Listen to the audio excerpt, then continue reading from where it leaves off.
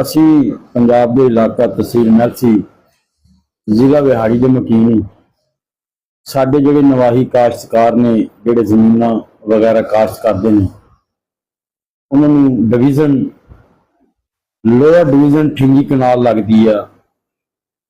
ये मुख्तलिफ नहर निकलदियां पईयां पहले क्योंकि पाकपतन कनाल चो नहर निकलदियां सी। पाकपतन कनाल तो बाद जो फिर ठिंगी जी मैलसी कनाल अजूब के दौर बनी तो फिर उस तो बाद जिहड़ियां इस साइड से लोअर साइड से जिहड़ियां नहरां सी उन्होंने लिंक कर दिता गया मैलसी कनाल नाल, जिहड़ी ठिंगी नहर के नाम तो भी मशहूर आ।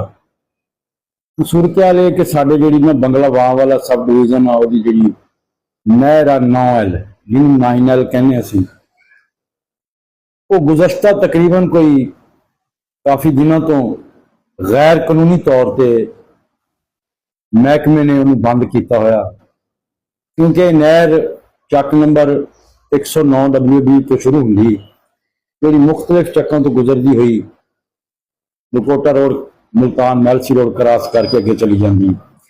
ये आले दुआले जिन्ने भी चक पिंड बस्तियां हैं उत्थे एक तो मामला बनया खड़ोता कि पानी की वजह तो ना नहरी पानी की अदम दस्तियाबी की वजह तो लोगों की जो काशुदा फसलों जिद मकई आ कपाह आ वो बुरी तरह मुरझा गई यानी सड़ गई।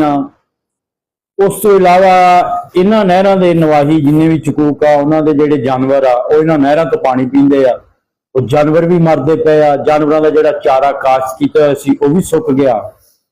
और बाबे इख्तियार जोड़ा है वो तो वैसे काश्तकारों खत्म करने दे तुलिया होया।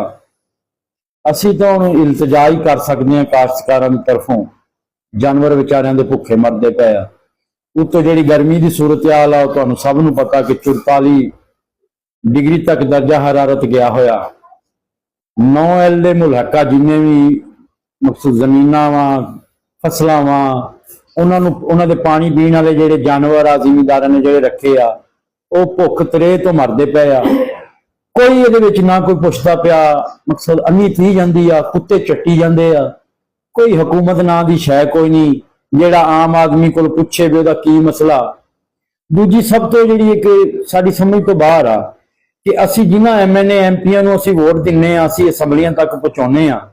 हालांकि तुसी वेखो 80% इन्होंने काश्तकार आ जेडे काश्तकारां दे मामलात नूं समझदे आ, जिमीदारा क्लास नाल लोगों का तलक आ।